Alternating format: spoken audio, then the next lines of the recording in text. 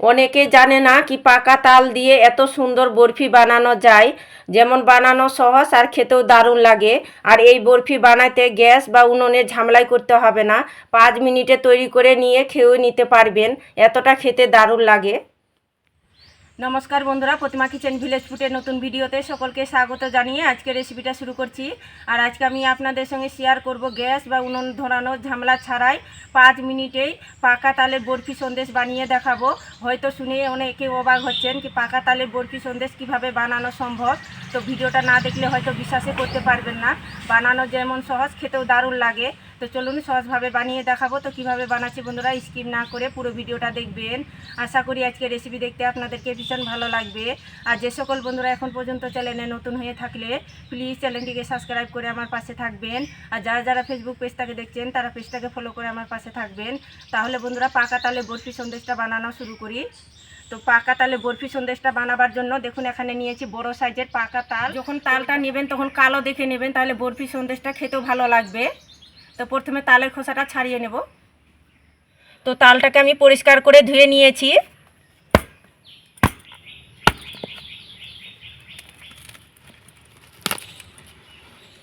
এই দেখুন কত সুন্দরভাবে তালটা পেকেছে আর কত সুন্দর একটা মিষ্টি সেন্ট করছে। একটা থালার মধ্যে নিয়ে আমি এই তালের খোসাগুলো ছাড়িয়ে নেব।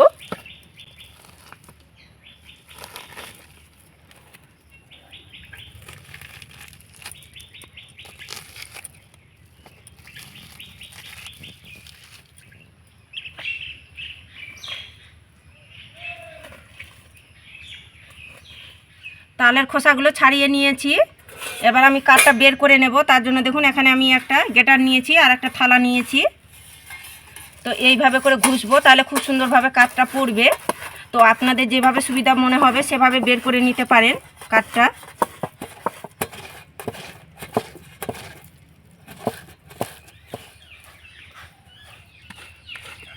তো তালের কাঠটা আমি বের করে নিয়েছি। তালের কাঠটাকে আমি ছেঁকে নেব। তার জন্য দেখুন একটা বাটির মধ্যে ছাঁকুনি বসিয়ে দিয়েছি। এই তালের কাঠের মধ্যে দেখবেন থেসো থেসো ভাবগুলো থাকে, তো ছাঁকুনির মধ্যে রয়ে যাবে। অবশ্যই কিন্তু একটু ছেঁকে নিতে হবে।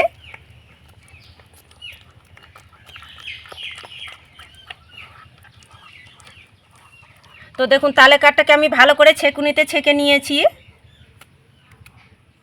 এবার দিয়ে দেবো তালের কাঠের মধ্যে হাফ বাটি দিয়ে দেবো চিনি। চিনিটা অবশ্যই স্বাদ মতো দেবে, যে যেরকম মিষ্টি খেতে পছন্দ করেন সে পরিমাণে দিয়ে দিবেন, কম বেশি।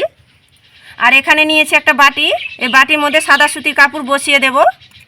আর এখানে নিয়েছি কিছুটা পরিমাণে কুড়ানো নারকেল, তো এই সাদা সুতির কাপড়ের মধ্যে নিয়ে নেব। দেখুন এইভাবে করে ধরে নেব। এবার আমি তালের কাঠের মধ্যে আমি বের করে দিয়ে দেবো নারকেলের দুধটা। দেখুন এইভাবে করে চিপে দিয়ে দিতে হবে।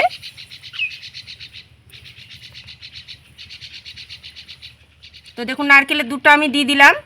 এবার হ্যান্ড ওয়াশটা দিয়ে খুব ভালো করে মিশিয়ে নেব সব কিছু উপকরণগুলো।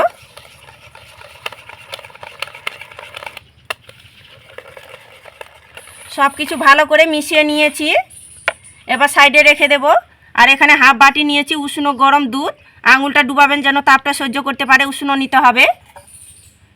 আর এখানে নিয়েছি হাফ চামচ আমি চুন, পান খাওয়া চুন, এটা দিয়ে দেব দুধের মধ্যে। আর খুব ভালো করে গুলিয়ে নিতে হবে। দুধের সঙ্গে চুনটা আমি খুব ভালো করে মিশিয়ে নিয়েছি। আর খুব ভালো করে একটু মিশিয়ে নিতে হবে। এবার আমি তালের কাঠের মধ্যে দিয়ে দেবো। তো তার জন্য দেখুন ছাঁকুনিতে ছেঁকে নেব, ছেঁকে দেব।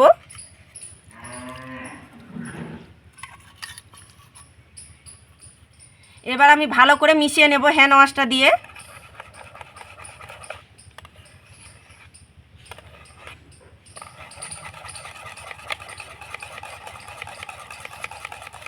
তো দেখুন খুব ভালো করে মিশিয়ে নিয়েছি। বরফিটা সেট করার জন্য স্টিলের একটা থালা নিয়েছি। তো এই থালার মধ্যে একটু সাদা তেল লাগিয়ে নেব। এই সাদা তেলটা একটু লাগার কারণে খুব সুন্দরভাবে থালা থেকে বরফিটা ছেড়েও আসবে।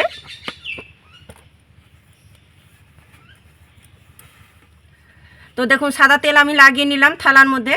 এবার আমি তেল মাখার থালার মধ্যে আমি ঢেলে নেব। এটা তাড়াতাড়ির মধ্যে ঢেলে নিতে হবে, নাহলে সেট হয়ে যাবে।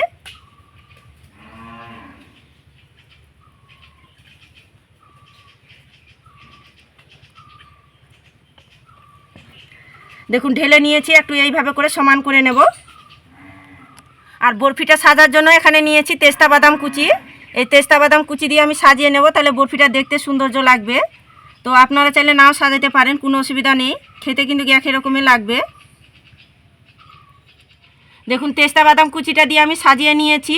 তো এইভাবে করে রেখে দেবো কিছুক্ষণ, দেখবেন কিছুক্ষণ পরে খুব সুন্দরভাবে সেট হয়ে যাবে। কিছুক্ষণ রেখে দিয়েছিলাম আর এখন কিন্তু খুব সুন্দরভাবে সেট হয়ে গেছে। এই দেখুন কত সুন্দরভাবে সেট হয়ে গেছে। এইভাবে করে হাতে দেখুন চাপ দিচ্ছি, একটুকু লেগে যাচ্ছে না, কতটা পারফেক্টভাবে সেট হয়ে গেছে দেখুন। এবার আমি ছুরি দিয়ে বরফি শেপে কেটে নেব।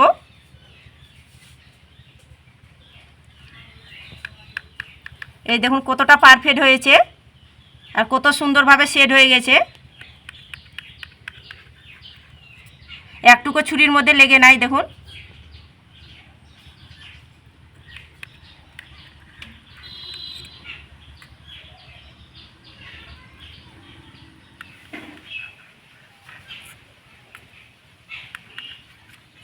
দেখুন বরফি শেপে কেটে নিয়েছি।